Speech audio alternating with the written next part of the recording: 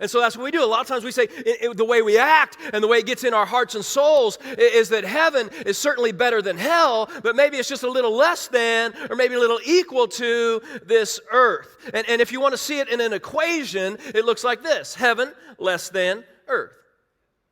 Heaven's maybe just a little less than earth. And what happens, I think, is when we start feeling this way, when I start feeling this way, it creates huge problems for us in our lives and our faith. And here are just a couple of the problems that this kind of mindset creates for us. The first one is this: we won't be motivated to share our faith in Jesus with others.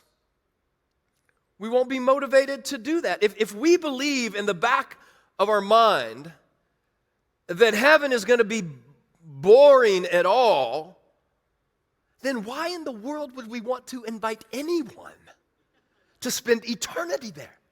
Yeah, I want you to come. I want you to come to my church. I want you to meet Jesus. I want you to go to heaven. What's heaven going to be like? Well, I don't know. I mean, it's going to be long. It's going to be a long time.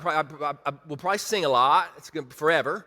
So, why? You know what? See what I'm saying? And here's, what about this? Could it be that we're not as excited to share our faith in Jesus sometimes because we're not as excited about heaven as we should be? And I think that can happen. Here's another thing, that when we get all, maybe heaven is a little less than earth or just equal to earth, here's what else can happen. We will set our hearts on this life, and that leads to lots of frustration.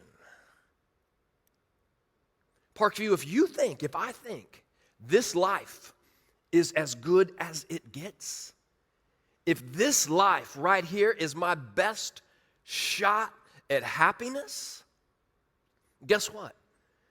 Then I'm going to live a very desperate and demanding life, trying to get everything I can and working out just right for me. I will put a pressure and a burden on this life and on this world that it was never actually meant to bear. Now, listen to the way C.S. Lewis describes this dilemma. When I find in myself desires which nothing in this world can satisfy, the only logical explanation is that I was made for another world.